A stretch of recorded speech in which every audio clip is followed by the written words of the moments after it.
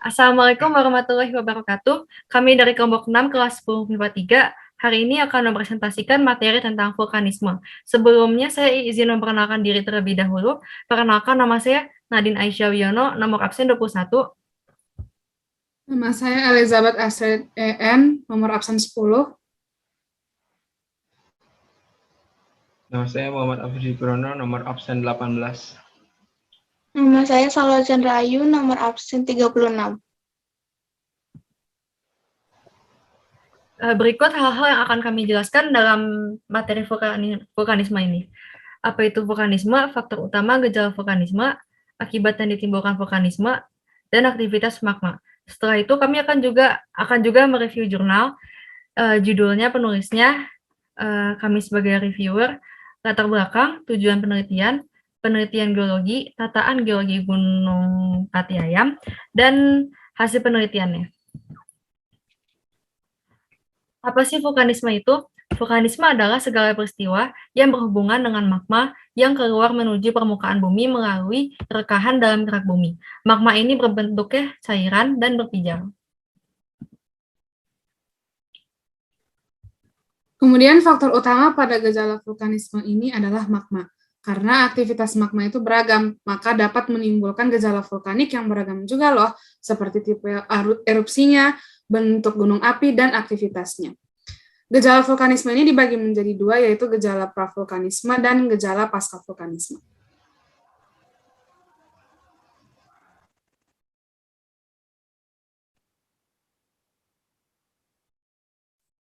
Gejala pravulkanisme atau ciri-ciri dari gunung api yang akan meletus antara lain, yang pertama sering terjadi gempa, banyak sumber air mengering, peningkatan temperatur di sekitar kawah, terdengar gemuruh dari dalam gunung, hewan-hewan dari puncak gunung turun ke lereng gunung.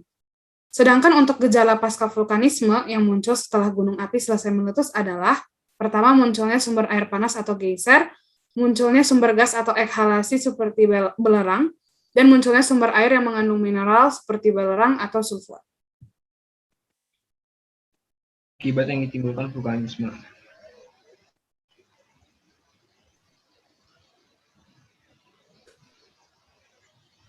Pada waktu terjadi letusan semburan lapilli dan pasir panas dapat merusak bangunan, lahan pertanian, tanaman, bahkan hewan di sekitar gunung api. Abu vulkanik yang bisa menyebar secara luas juga dapat mengganggu dan membahayakan penerbangan. Aliran lava dan lahar panas dapat merusak bangunan dan lahan pertanian yang dilaluinya.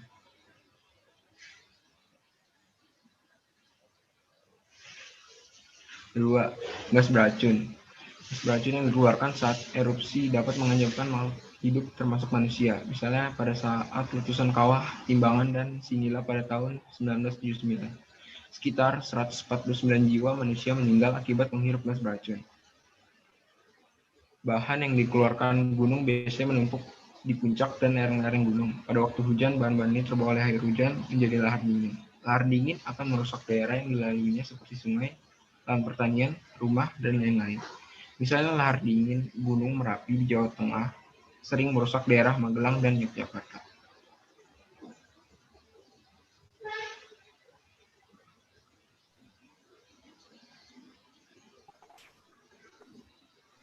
Magma dalam periode pendinginan masih tetap menunjukkan sisa kegiatannya. Kegiatan itu sering disebut juga gejala pascavulkanis.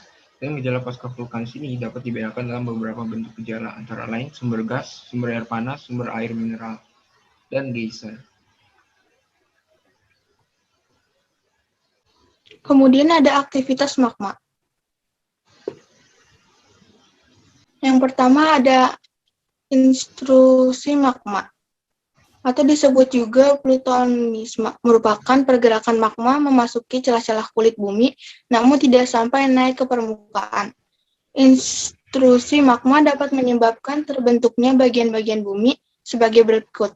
Yang pertama, keping intrusi atau seal, yakni magma beku yang bentuknya lebar namun tipis, mendarat berada di antara lapisan sedimen. Yang kedua ada batolit, yakni dapur magma beku yang tidak beralas. Yang ketiga adalah lakolit, yakni magma yang berada di antara dua lapisan batu dengan bentuk cembung dengan alas mendatar. Yang keempat ada korok atau gang, yakni magma beku yang memotong lapisan sedimen secara vertikal. Yang kelima ada apofisa, yakni cabang atau gumpalan dari korok. Kemudian ada ekstrusi magma, merupakan pergerakan magma dari dapur magma ke permukaan bumi. Kita dapat menyaksikan peristiwa alam ini melalui letusan gunung berapi. Ekstrusi magma berdasarkan materi yang dikeluarkan dibedakan menjadi 3, yaitu erupsi eksplosif, yakni keluarnya magma dengan cara terlempar dengan materi relatif padat. Kemudian ada erupsi efusif, yakni magma keluar dengan cara meleleh dan membentuk materi cair. Selanjutnya ada erupsi campuran, yakni keluarnya materi padat dan materi cair secara bergantian.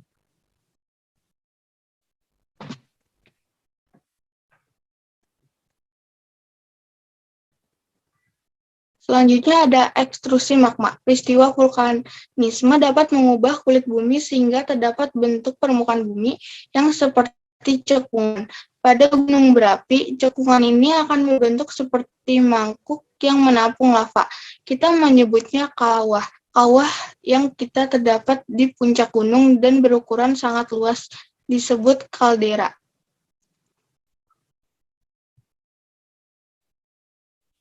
Kemudian ekstrusi magma. Berdasarkan tempat keluarnya magma ke permukaan bumi, proses ekstrusi atau erupsinya dibedakan menjadi 3, yaitu sebagai berikut. Yang pertama, erupsi sentral, yaitu magma keluar dengan cara memusat pada sebuah titik seperti kawah atau kepundan gunung api. Yang kedua, ada erupsi linear, yaitu magma keluar melewati jalur patahan tanah yang memanjang sehingga tampak seperti garis yang memanjang. Yang ketiga ada erupsi areal, yaitu magma keluar ke permukaan bumi di areal yang luas karena dapur magmanya sangat dangkal.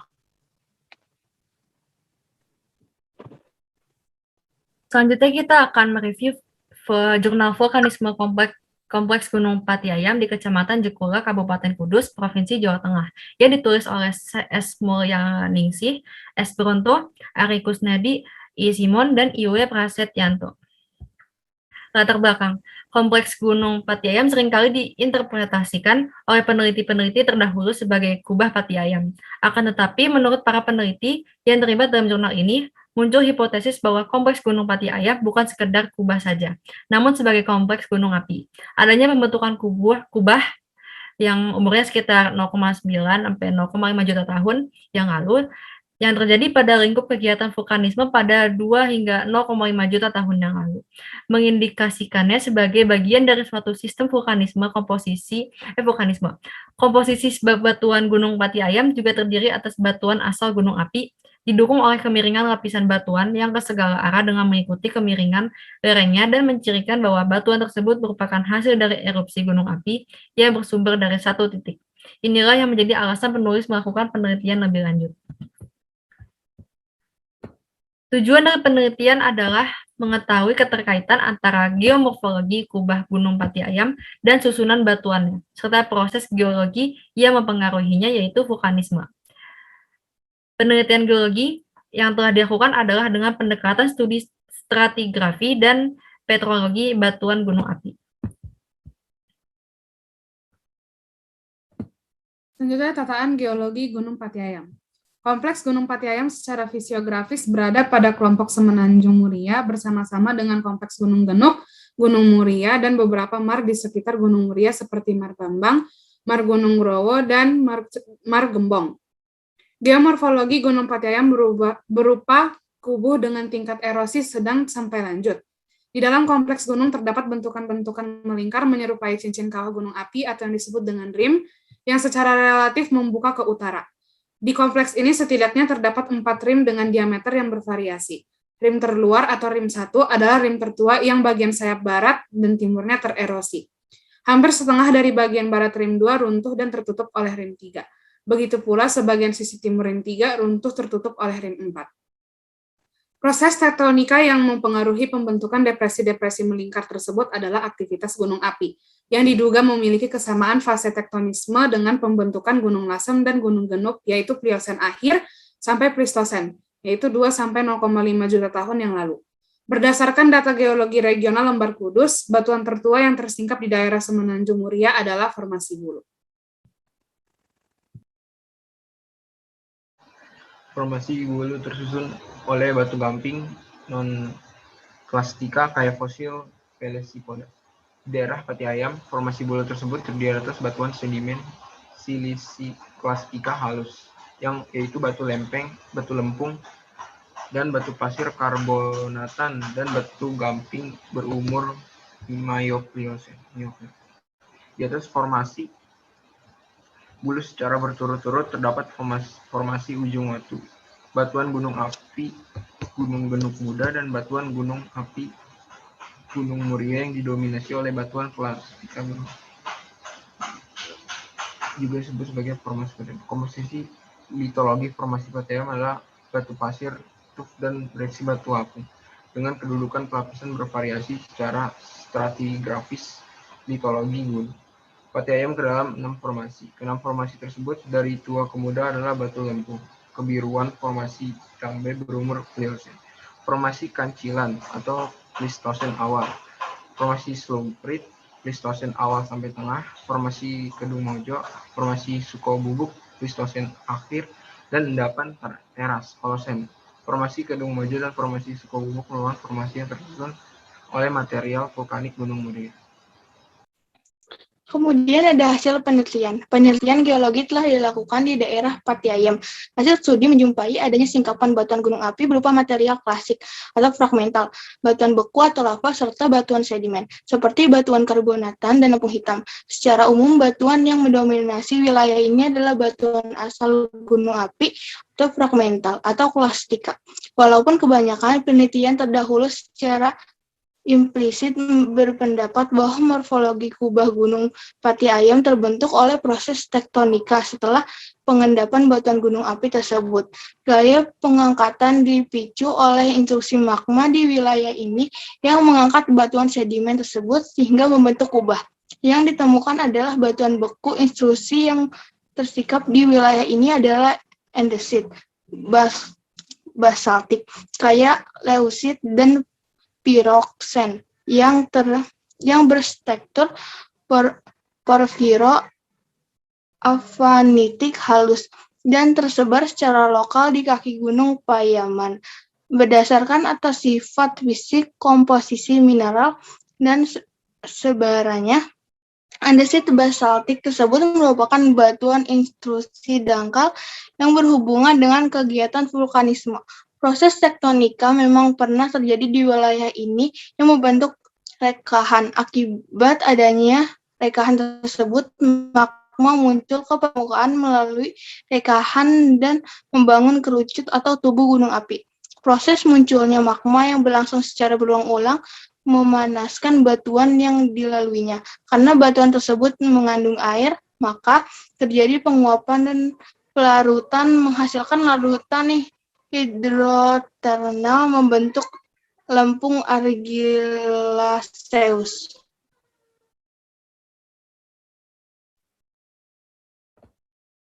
Adanya kegiatan vulkanisme tersebut juga didukung oleh asosiasi intrusi andesit basaltik dengan lava basal leusit dan breksi autoklastika yang berseringan dengan breksi piroklastika berdensitas dan breksi pumice, yang mana semua batuan tersebut merupakan hasil dari aktivitas gunung api.